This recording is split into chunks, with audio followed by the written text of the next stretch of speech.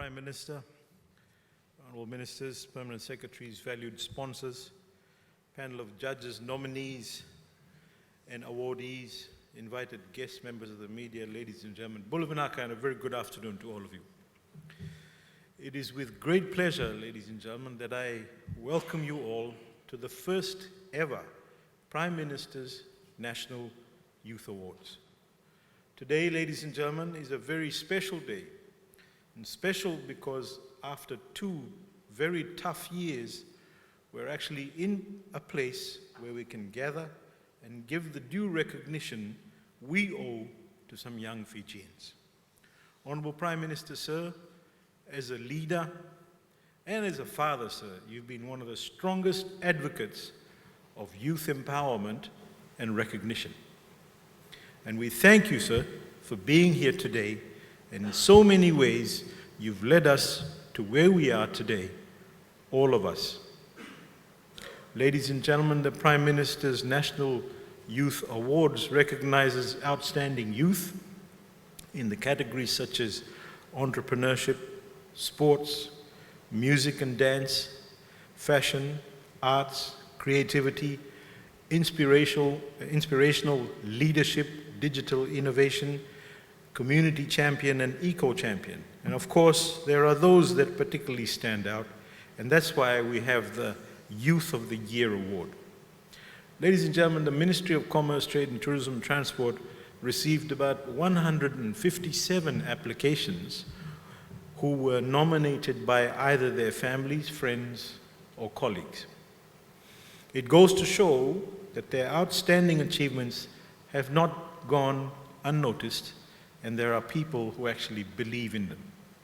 Each of these categories look at different attributes of young Fijians and their contribution to different fields. And these applicants were assessed by a diverse panel of judges who didn't only look over applications, but conducted interviews and went out on visits.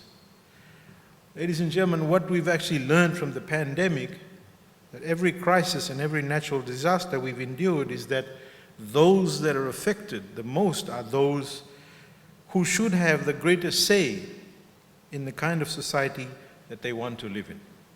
They can shape the future of a country. We often look at our youth as leaders of tomorrow, but today we're recognizing them as leaders of today. To the nominees and the awardees, you're doing exceptional things. You're leading our fight against climate change. You're actually supporting a creative economy. You're driving change because technology is intuitive to you. You're giving the nation recognition by excelling in sports.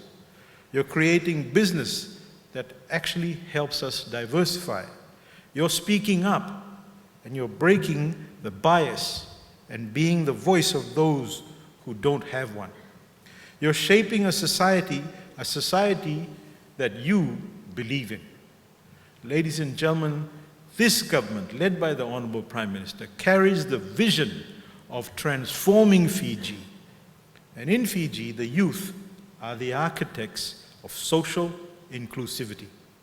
So as government, we give them the right opportunities, the right tools, and the right encouragement to help shape a future worthy of our current generation. And we're doing that, ladies and gentlemen, through strong partnerships. As a ministry alone, we have initiatives such as the YES scheme that funds innovative ideas. We have programs that actually empower the youth from ground up. We have provided training and mentorship and hand-holding services to actually guide the youth. These opportunities, ladies and gentlemen, coupled with the desire of young Fijians to move forward, is why we are here today.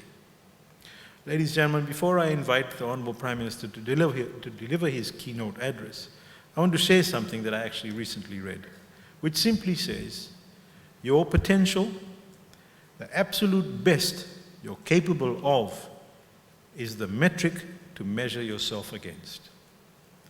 You've been leading by example, sir, and I hope in the days to come you continue to make a difference and inspire others.